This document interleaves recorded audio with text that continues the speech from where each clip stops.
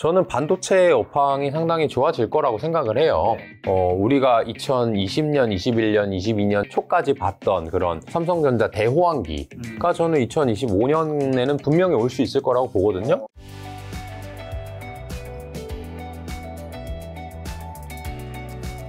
최근에 또 리쇼어링, 탈중국 관련된 주제도 있는데 세계 공장 중국에서 점점 이제 탈중국화를 하고 있잖아요. 하고 있죠. 미국에도 굉장히 공장 많이 짓고 있는데 이런 식의 수혜받는 나라는 좀 어디고 급부상하는 산업은 어디 쪽이 될까요? 가장 쉽게 생각할 수 있는 것이 미국하고 동남아가 될 거예요. 일단 이 탈중국이 왜 되느냐, 여러 가지 이유가 있겠죠. 중국의 인건비가 올랐다든지 또는 이제 미국이랑 중국이랑 싸운다라든지 그런 일들이 있을 수가 있는데, 어떤 이유에서건 하나씩만 꼽아보자면 그 인건비가 오르고 뭔가 중국 공산당에 대한 이 문제, 이런 것 때문에 이제 중국에선 장사하면 안 되겠네? 라고 생각하는 기업가들이 늘어나고 있단 말이죠. 근데 그들은 인건비가 싼 게 여전히 필요해요. 공장에는 인건비가 중요하니까. 그러면 베트남이라든지 인도네시아, 말레이시아, 이런 쪽이 저는 계속해서 공장이 늘어날 가능성이 높다라고 보고요. 근데 그게 그럼 공장만 늘어나냐? 우리나라도 옛날에 그랬잖아요. 우리나라가 경공업 중심지였을 때, 그럼 거기서 일하는 사람이 많아지면 그냥 농사 짓는 것보다는 돈을 많이 벌게 되죠? 그럼 뭐 합니까? 소비를 해야죠. 그렇죠. 그래서 저는 베트남이나 인도라든지 이런 곳이 꼭 산업 생산하는 2차 산업만 좋은 것이 아니라 전반적으로 그들의 인프라라든지 생활 수준이 달라질 수 있다라고 생각을 하고 있고요. 그다음에 미국이랑 중국이랑 싸우는 거에서 리쇼어링이라는 단어가 나온 건데, 이제 미국 정부가 딱 볼 때 인건비 따먹게 하는 비즈니스가 아니면 우리나라 와라, 다시 돌아와라, 이렇게 얘기를 많이 하고 여러 가지 세제 혜택을 주고 있는 거죠. 심지어는 우리나라 삼성전자, 현대차도 야, 중국에서 하지 말고 미국으로 들어와, 이렇게 하는 거잖아요. 그렇게 된다면 미국 경제도 계속해서 부강해질 가능성이 있고요. 또 하나 재밌는 사례를 들어드리면 싱가포르가 상당히 좋아진다는 얘기를 들었어요. 아, 진짜요? 네. 홍콩이 지금 시진핑 이 중국 공산당에 상당히 핍박받는 지역 중에 하나로 대표가 된 거죠. 그 우산혁명 이후에 홍콩이 자유화를 계속 가려고 했는데 결국엔 실패됐단 말이에요. 그러다 보니까 중국 입장에서는 본토에서 홍콩 얘네들을 좀 꽉 쫙야 되겠다, 이렇게 생각을 하는 거예요. 근데 이 홍콩이 원래는 금융 중심지잖아요. 그러니까 중국의 부자들이 홍콩에다 다 계좌 만들어 놓고 여차하면 나는 그쪽에서 살아야지, 이렇게 생각을 했는데 이제 홍콩도 완전히 본토화가 돼버린 거죠. 그러니까 그 홍콩의 자금들 또는 전 세계에 있는 금융회사의 아시아 브랜치 헤드가 다 홍콩에 있었단 말이죠. 그게 지금 싱가포르로 가고 있대요. 그러니까 싱가포르의 금융 이런 부분들은 상당히 고성장하고 있다는 또 그런 재밌는 얘기도 들었습니다. 그럼 아까 전에 이제 인도라든가 베트남 같은 데에서 우리가 뭔가 팔고 있는 제품들이 한국에 그런 기업들이 있으면 거기 회사의 매출은 자연스레 늘어나겠네. 그렇죠. 근데 상대적으로 중국에만 올인돼 있던 회사들은 뭔가 문제가 생길 수 있는 거고요. 그래서 제가 곳곳에 이제 기업 탐방들을 다니다 보면은 옛날에는요, 우리가 중국에 공장이 있어요, 이런 거 자랑을 되게 많이 했어요. 근데 요새는 2차 산업 하는 제조업 업체들이 중국에 공장이 있다는 거를 좀 이렇게 숨기려고 그래요. 중국에 저희 있긴 있는데 저희 사실 베트남에도 있어요, 이런 식으로 이게 말의 톤이 달라져요. 리스크라고 생각하는 거죠. 그러니까. 그 얘기는 거기에 회장님들, 사장님들 입장에서는 야, 굳이 중국에 폐쇄할 필요까지는 없지만 신규 투자는 우리 베트남에 하자, 이렇게 나올 수 있는 거고, 그게 전반적으로 트렌드가 되고 있는 상황인 것 같아요. 역시 이렇게 글로벌한 트렌드를 알아야 되는군요. 네, 그럼요. 그렇죠. 그래서 머니 트렌드 2024. 네. 자, 근데 미국과 중국의 이제 패권 전쟁이 사실은 이게 단기간에 끝날 일이 아니잖아요. 어쨌든 미국이 중국을 어쩔 수 없이 견제하기 위해서, 왜냐면 그래야지 미국이 더 세계 강대국으로 살아남을 테니까 계속 될 텐데, 이게 한국에게 득이 되는 것도 있고 마이너스 되는 것도 있고 다 플러스 마이너스 있는 것 같아요. 다 합치면 한국에겐 좋은 건가요? 저는 완전 마이너스 같아요. 완전 마이너스. 좋게 보신 분들이 더 많던데. 왜냐하면 결국에는 어쨌든 반도체의 그 중국의 그 속도를 결국엔 미국이 견제해줌으로써 한국이 반도체 제일 핵심이니까. 그거는 그럴 수 있을 것 같아요. 근데 저는 이제 좀 단기적인, 그분들보단 단기적인 시각으로 본다면 반도체는 물론 미래에 중국이랑 경쟁할 수는 있겠지만 지금은 사실 중국이랑 전혀 경쟁하지 않는 품목들이고요. 우리나라의 대부분의 품목은 중국을 거쳐서 미국이라든지 유럽, 일본으로 가게 되거든요. 근데 중국이랑 관계가 안 좋아지면 우리가 이거를 다른 생산 거점 또 유통 거점을 만들어야 되거나 아니면 심지어는 중국이 아니라 미국에 가서 공장도 만들고 해야 되거든요. 그러면 비용 부담도 상당히 생기고 실질적으로 중국이 없어졌을 때 우리 수출이라든지 이런 매출의 감소를 생각하면 우리나라 전반적으로는 사실 중국이랑 싸울 때 뭔가 잘 되기가 어려운 것 같아요. 자, 지금 반도체 얘기 나와서 외국인이 삼성전자 보유 비율이 2021년 8월 이후로 최고치인 한 53% 정도로 가고 최근에 기간도 한 1조 가까이 순매수를 했더라고요. 물론 삼성전자 이제 주가는 뭐 지금 현재 뭐 그렇게 좋은 그림은 아니지만 어쨌든 기관과 외국인이 많이 산 건 사실이잖아요. 네. 그 이유는 뭔가요? 그들의 마음까지는 모르지만 저는 비슷하게 생각합니다. 그들과 과정과 이유는 정확히 같은지는 모르겠으나 저는 반도체 업황이 상당히 좋아질 거라고 생각을 해요. 왜냐하면 반도체 수요량은 계속해서 증가할 수밖에 없고요. 그렇죠. 그런데 반도체를 공급할 수 있는 회사들은 되게 제한적입니다. 맞습니다. 뭐 디램이나 낸드 같은 경우에는 낸드는 한 두세 개밖에 없고요. 전 세계적으로. 디램 반도체 같은 경우도 한 네댓 개밖에 없거든요. 그렇게 되면 그 생산을 할 수 있는 업체가 계속해서 힘이 강화되는 그런 국면인 거죠. 그러면 그래? 이렇게 반도체 가격 안 좋고 업황 안 좋아? 그럼 나 생산 안 할래. 나 생산 캐파 안 늘려. 그렇게 되면 수요가 꾸준히 늘어나다 보니까 결국에는 공급 부족에 마주치게 되고요. 지금 저는 그 국면 정도 되는 것 같아요. 경기가 침체돼서 삼성전자 크게 적자 내고 하고 있지만 결국에는 반도체 가격만 올라버리면 반도체를 생산하는 데 들어가는 비용은 크게 달라지지 않았기 때문에 다시 반대로 큰 이익을 낼 수가 있고 그런 시기를 예측해서 투자를 한다면 지금 투자를 해서 1, 2년 후까지 가지고 있었을 때 우리가 2020년, 21년, 22년 정도까지 초까지 봤던 그런 삼성전자 대호황기가 저는 2025년에는 분명히 올 수 있을 거라고 보거든요. 25년이요? 4년 네. 아니고? 4년에도 좋아지죠. 꾸준히 좋아져서 5년, 그러니까 2024년에 바로 정점을 찍을 것 같지는 않지만 어쨌든 2025년에 정점이라고 하면 정점에 사면 안 되는 거죠. 그렇죠. 그러니까 2023년 말 2024년에 사야 확장기가 정점에서 수익을 내는 거니까 여러분들 기억해 보세요. 우리가 2022년에 초에 삼성전자 너무 호황기 때 이거 너무 좋다라고 해가지고 10만 전자 샀었잖아요.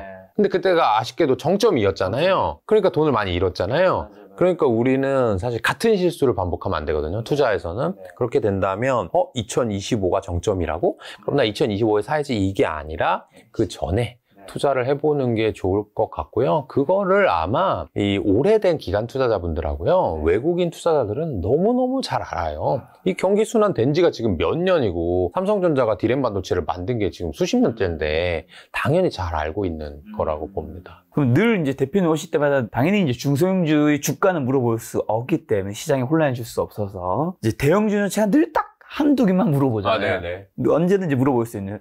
삼성전자, SK하이닉스 주가는 어떻게 되는 거죠? 지금이 딱 좋은 시점인가요? 오르죠. 예, 네. 좋은 시점이죠. 그럼 이제 혹시 이제 9만 전자에 굉장히 많은 분들이 지금 매달려 계시는데 네네. 그분들 드디어 탈출할 수도 있나요? 할 수도 있죠, 그거는. 제가 아까 그랬잖아요. 이 주식시장은 오를 것인데 3,300을 트라이 할지는 모르겠다. 근데 삼성전자 같은 경우는 너무너무 큰 회사거든요.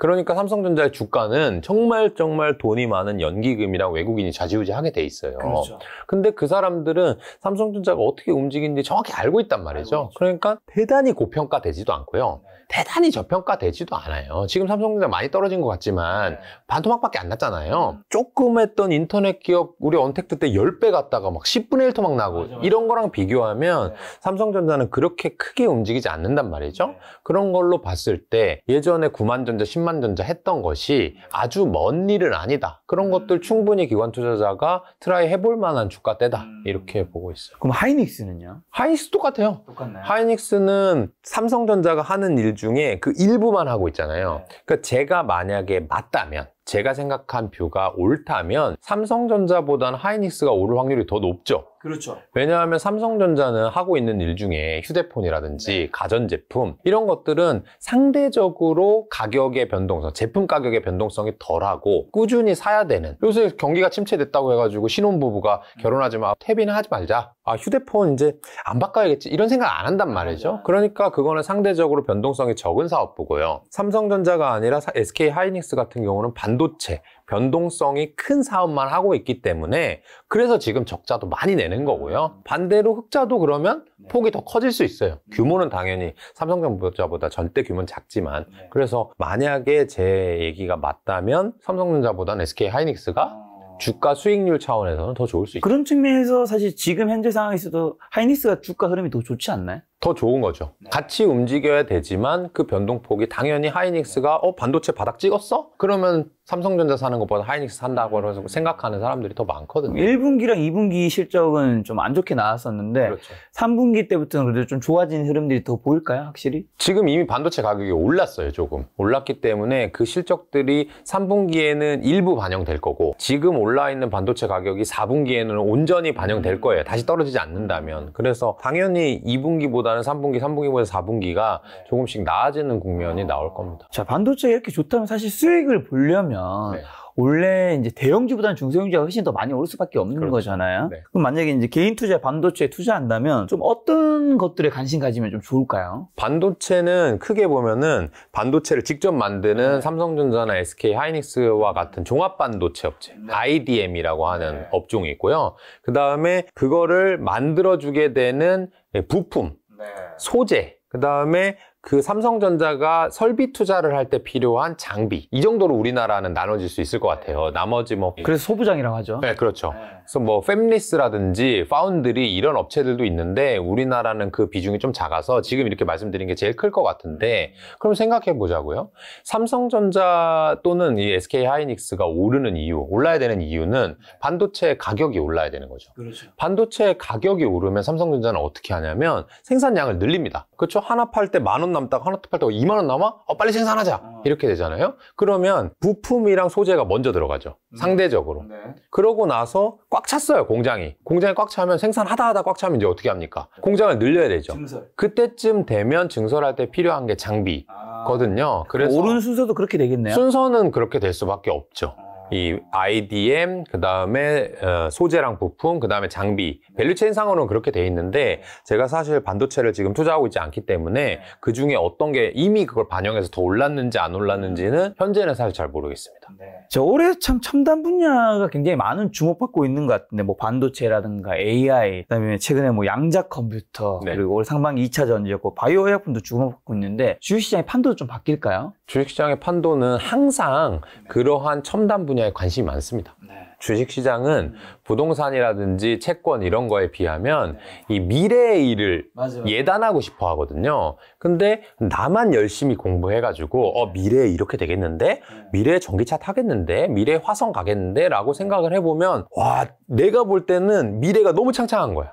그러니까 그런 주식들을 항상 먼저 찾아서 주식을 사놓고 또 주변 사람들한테 알려주고 그러면서 이게 테마가 형성되는 거거든요. 그러니까 지금만 2023이나 2024년에만 이렇게 특정한 어떤 하이테크 또는 미래 산업이 주목받는 건 항상 아니었고요. 이런 것들은 주목받다가도 없어지고 주목받다가도 없어지고 해요. 그래서 제가 오히려 2차 전지가 상당히 대단한 업종이라고 생각을 하는 게 보통은 그런 테마로 끝나거든요. 그래서 뭐 이거 앞으로는 인공지능이 될 거야, NFT가 될 거야 했다가 다 없어지는데 2차 전지는 실제로 몇 년간 실적을 정말 잘 찍어주면서 우상해 해왔단 말이죠. 그런 거 보면 대단한 거고요. 그 외에는 앞으로 2024년에도 또 다른 하이테크, 또 다른 미래 산업이 반드시 바뀌어서 주목받게 되어 있고요. 제가 여기서 이제 한마디 드리고 싶은 건 뭐냐면 워런 버핏의 얘기를 한번 인용을 해보고 싶어요. 워런 버핏이 누군가가 이제 주주총회 가가지고 버크셔 해서웨이 주주총회에서 전기차에 대해서 물어봤나 봐요. 너 테슬라 왜 안 사?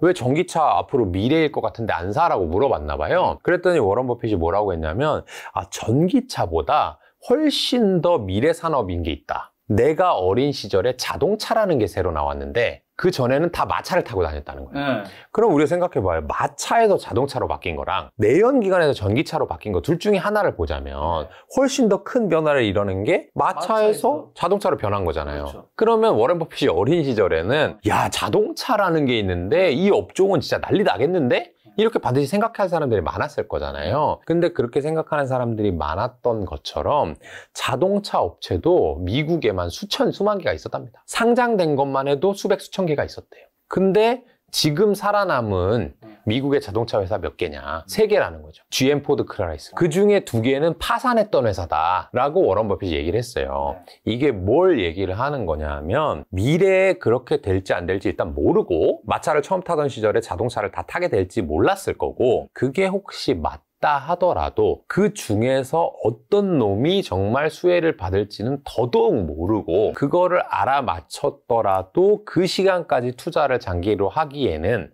너무너무 어렵다라고 하는 거죠. 그래서 여러분들은 저도 마찬가지인데 누구나 그런 새로운 미래 산업이라는 얘기를 들으면 두근두근 합니다. 관심이 생기죠. 네. 아 그래 이거 하나만 잘 맞히면 내가 인생 역전 10배 100배 하면은 나 끝나는데 이제 욜로 파이어 가는데 이렇게 생각하니까 두근거리죠. 하지만 주식이라고 하는 거는 그렇게 한 번에 팡 되는 게 아니고 또는 내가 그거 하나 갖고 있었는데 그게 100배 간다? 그렇게 쉬운 일은 여러분들 잘 안 일어나죠. 우리가 로또 살 때 로또 사고 이번 주에 꼭 될 것 같잖아요. 사고 나면. 그쵸.